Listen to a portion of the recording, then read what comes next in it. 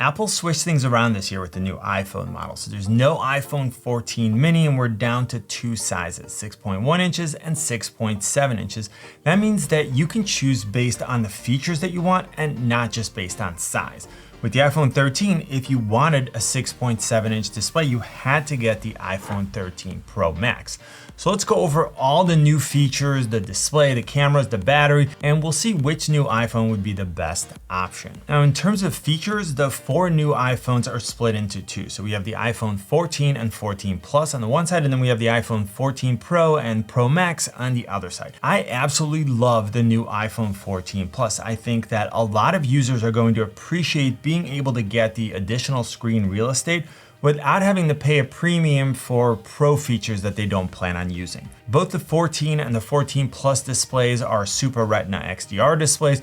Both have the same pixel density of 460 pixels per inch. And of course, the larger 6.7 inch display on the 14 Plus has a higher resolution. And that means that you'll be able to see more on a web page without having to scroll, and then playing games is going to be better. The iPhone 14 also has an updated internal design that will help with thermal management, which improves playing CPU intensive games. Now, if you're not sure about the size, I would highly recommend that you go to a store and you handle both phones before ordering, just to make sure that you're comfortable with the size that you get.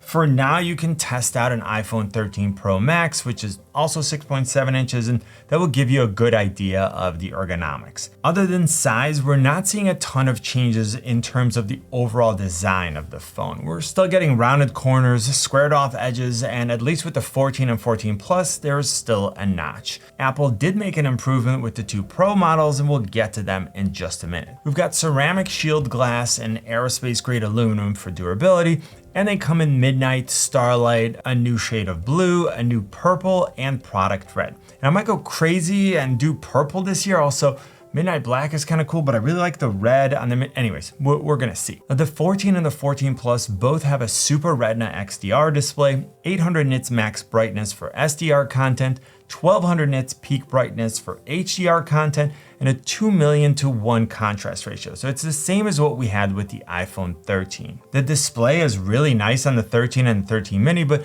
keep in mind that we're not getting adaptive refresh rate, which Apple calls ProMotion, and we're not getting the always on display, both of which are going to be available on the Pro models, so stay tuned. As far as battery, we're getting 20 hours of video playback on the 14 versus a super impressive 26 hours on the 14 Plus, then 16 and 20 hours of streamed video playback. You can charge the iPhone 14 to 50% in 30 minutes, the 14 Plus in 35 minutes, if you're using a 20-watt adapter, which you have to buy separately, like none of the new phones come with a charger. So we're not getting any type of super fast charging, and it's very clear that Apple is focused on efficiency rather than the fastest charging. We're also not getting USB-C ports on the iPhone 14, so looks like another year of lightning cables. Finally, using MagSafe, you can get up to 15 watts wireless charging. The magnetic aspect of the iPhone wasn't something that I thought of as a real benefit when it first came out, but now I absolutely love it, especially with the car mount that I use. Now, one of the ways that Apple can improve battery life is by using a super efficient processor. And this year, Apple used the A15 Bionic from the iPhone 13 Pro. So we're getting a 6-core CPU with 2 high-performance cores and 2 high-efficiency cores, and we're getting a 5-core GPU. The GPU is 18% faster than the iPhone 13, so you'll be getting smoother graphics, especially on resource-intensive things like demanding games. The super powerful CPU and new ISP, or image signal processor, also play an important role in supporting the improved camera system. The iPhone 14 has a 12-megapixel main camera with a larger sensor and larger pixels, and it has a faster aperture than the iPhone 13 at f1.5, which is going to let in more light. Not to get too nerdy here, because I'll cover that in my dedicated review, but letting in more light means that the camera can do things like use a faster shutter speed and do a better job at freezing motion. Overall, Apple says that we're getting 49% improved low light performance, and the night mode exposures are now twice as fast. We're getting sensor shift OIS, or optical image stabilization, which means that the sensor can actually move inside the phone to help compensate for camera movement, and give you sharper images and more stable video. The ultra-wide camera is also 12 megapixels, and it offers a 2x optical zoom out, which allows you to capture more of the scene. Now finally, we're getting a 12 megapixel true depth front-facing camera with a wider aperture than even the iPhone 13 Pro Max. It's better in low light, and it has autofocus, so it can focus clearly at multiple distances. It can even use the true depth camera feature and the autofocus feature together to help focus in low light situations. And speaking of low light, Apple took Deep Fusion to a whole new level with the new photonic engine. Think of Deep Fusion as taking multiple pictures at once, taking the best parts of each one, and then using them to create a single image with more details in the highlights and shadows and less noise. Now, Apple's photonic engine applies Deep Fusion earlier in the process, before the images are compressed. And this means it has more information to work with and the images are even better. When it comes to video, Apple added Action Mode, which is next level stabilization, and it will give you even more steady video when you're moving around. Now, when it comes to connectivity, of course, the iPhone 14 offers 5G, and Apple now moved away from physical SIM cards and is exclusively using eSIM in all US models. This will help quickly transfer plans, and you can also store multiple eSIMs in the same device. There are a couple of new important safety features that I wanted to mention, starting with crash detection. The iPhone 14 has a new high dynamic range gyroscope and a new dual core accelerometer that can detect up to 256 Gs of force, and it can automatically notify emergency services and contacts if you're in a severe crash. There's also a new emergency SOS feature, which allows you to connect and communicate with emergency services over satellite if you're in an emergency situation and you don't have Wi-Fi or cell service. That's a feature that I truly hope to never use, but I'm super glad it's there.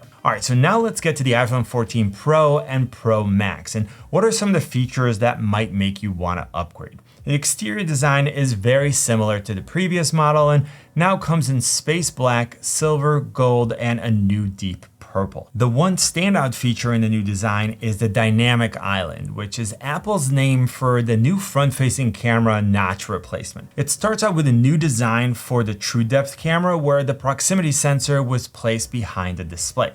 They then use the space around the camera module to communicate alerts and to allow you to interact with them without having to leave the app that you're currently using. It looks kind of cool, and it makes it feel like the module is a physical part of the phone that dynamically reacts to what's happening. It displays content and controls, which allows you to quickly perform certain tasks, again, without having to stop what you're doing.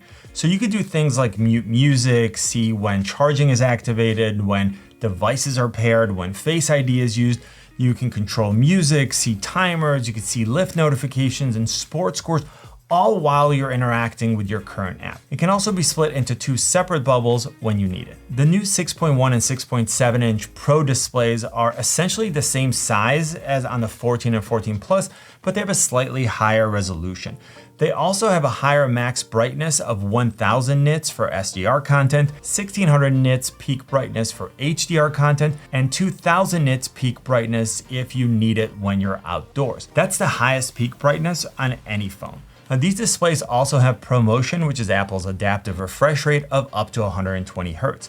This means that the phone can give you super smooth animations and scrolling when you need it, and then when you don't, it can slow down the refresh rate and save on battery life. With this new display, the refresh rate can be lowered all the way down to 1 Hz, which is 1 refresh per second, and that enables the new always on display, which I'm super excited about.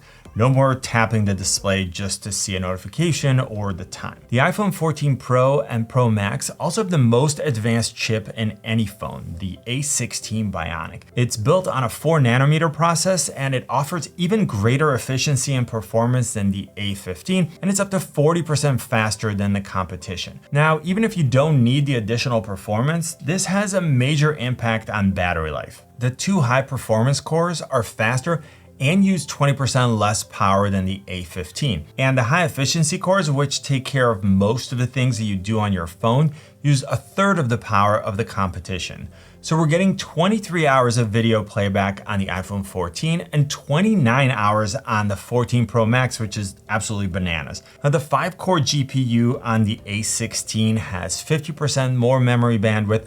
That's going to help with computational photography for the new camera module. So we're getting a 48 megapixel main camera with a quad pixel sensor, and that's 65% larger than the one on the iPhone 13 Pro. It has second generation sensor shift OIS, so it's got even better stabilization. Without getting into details, the quad pixel sensor combines information from groups of 4 pixels, which results in much better low light performance while maintaining a 12 megapixel photo size. The important part for you is that you're getting 2 times the low light performance when compared to the iPhone 13 Pro. The new sensor also means that in addition to the 12 megapixel ultra wide camera, which gives you 2 times zoom out, and the 12 megapixel telephoto lens, which gives you 3 times optical zoom, you can now use the middle of the main sensor and get 2 times optical zoom for photos and 4K video without having to digitally crop in, so you're not losing any resolution. This also gives you close to a 50mm full frame equivalent focal length, which is super popular for portraits.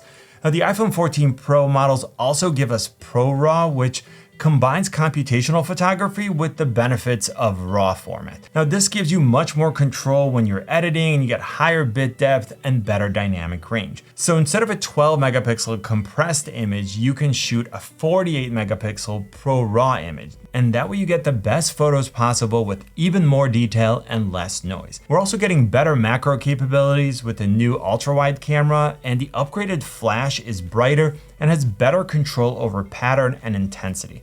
As far as video, in addition to the improvements that I mentioned with the 14 and 14 Plus, cinematic mode can now be shot at 4K 24 and 30 frames per second. And as someone who's had the 13 Pro Max since it was released, this is definitely something that I was looking forward to. We're also still getting the LiDAR scanner, and this is the most powerful camera system on any iPhone, so if that's a priority for you, I would definitely consider getting one of the Pro models. The iPhone 14 starts at $799, the 14 Plus at $899, the 14 Pro at $999, and the 14 Pro Max at $1099.